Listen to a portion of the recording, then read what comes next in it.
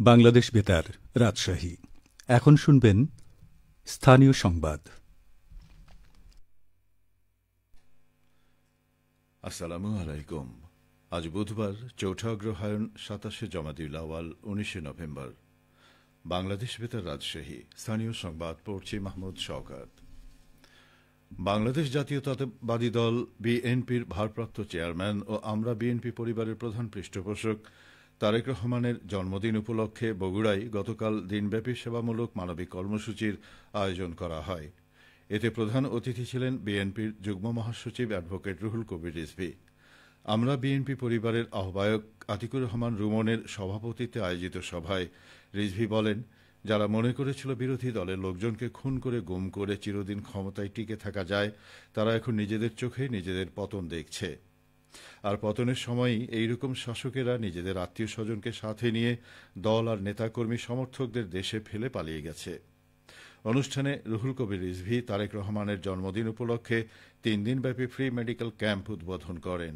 Wheel chair দেওয়া হয় অর্ধশতাধিক শারীরিক প্রতিবন্ধী মানুষকে।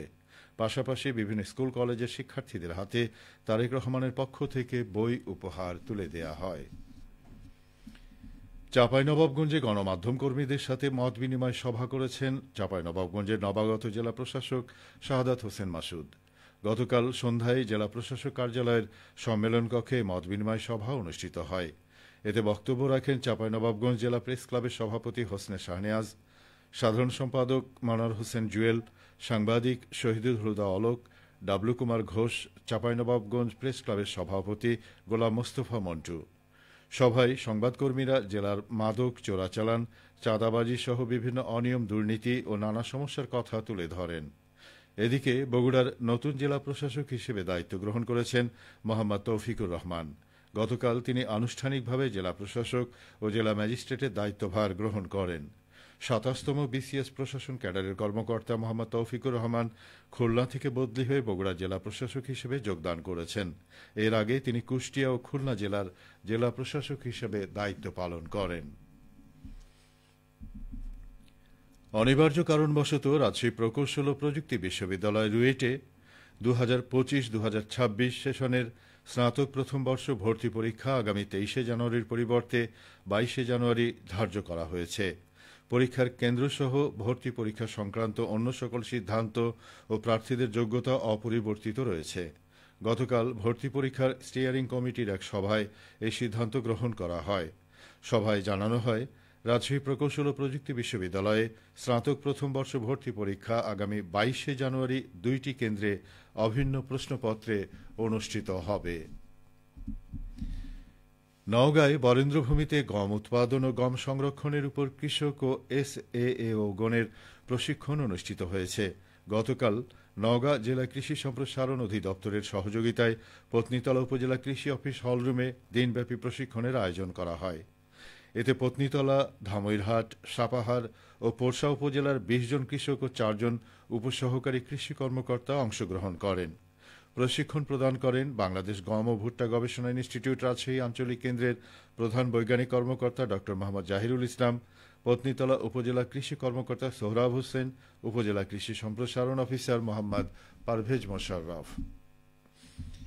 নাটোরের লালপুরে পাওয়ার ক্রাশারে আখ মাড়াই করে ভেজাল গুড় উৎপাদনের অপরাধে ভ্রাম্যমাণ আদালত পরিচালনা করে ৫ ব্যক্তিকে ২১,০০০ টাকা জরিমানা করা হয়েছে।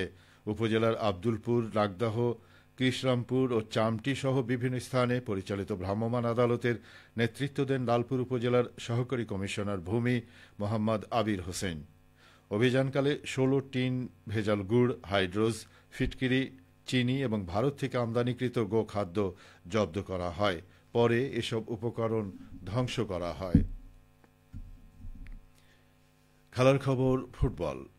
তারুণ্যের উৎসব ২০২৫ উপলক্ষে বগুড়ায় আন্তঃকলেজ ফুটবল টুর্নামেন্টের উদ্বোধনী খেলায় জয় পেয়েছে সরকারি আজিজুল হক কলেজ। গতকাল শহীদ চান্দুই স্টেডিয়াম সংলগ্ন ফুটবল মাঠে অনুষ্ঠিত ম্যাচে তারা আদর্শ কলেজকে ১-০ গোলে পরাজিত করে। দলের পক্ষে একমাত্র জয়সূচক গোলটি করেন ফুটবলার জুনায়েদ। টুর্নামেন্টের উদ্বোধন ঘোষণা করেন বগুড়ার অতিরিক্ত জেলা ম্যাজিস্ট্রেট মোহাম্মদ মাসুদ হোসেন।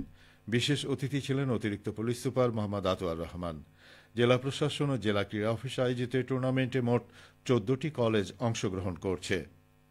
এদিকে চাঁপাইনবাবগঞ্জের শিবগঞ্জ আদিনা ফজলুল হক সরকারি কলেজে আন্তঃবিভাগ ফুটবল টুর্নামেন্টে গতকাল প্রথম খেলায় উদ্ভিদবিদ্যা বিভাগকে ১-০ গোলে পরাজিত করে ইতিহাস বিভাগ জয়লাভ করে। পরের খেলায় ইংরেজি বিভাগ বনাম গণিত বিভাগের মধ্যে অনুষ্ঠিত হয়। গোলশূন্যভাবে খেলা শেষ হলে টাইব্রেকারে ২-০ গোলে গণিত বিভাগকে পরাজিত করে ইংরেজি বিভাগ জয়লাভ করে। সবশেষে আবহাওয়া। আজ সকাল ৬টায় রাজশাহীতে তাপমাত্রা ছিল ১৫.৫ ডিগ্রি সেলসিয়াস। এ সময় বাতাসে আর্দ্রতার পরিমাণ ছিল ৯৬%। রাজশাহী ও পার্শ্ববর্তী এলাকায় আজ সূর্যোদয় হয়েছে ভোর ৬টা ২৩ মিনিটে এবং সূর্যাস্ত সন্ধে ৫টা ১৭ মিনিটে। সংবাদ শেষ হল। আমাদের পরবর্তী স্থানীয় সংবাদ দুপুর ১২টা ১০ মিনিটে।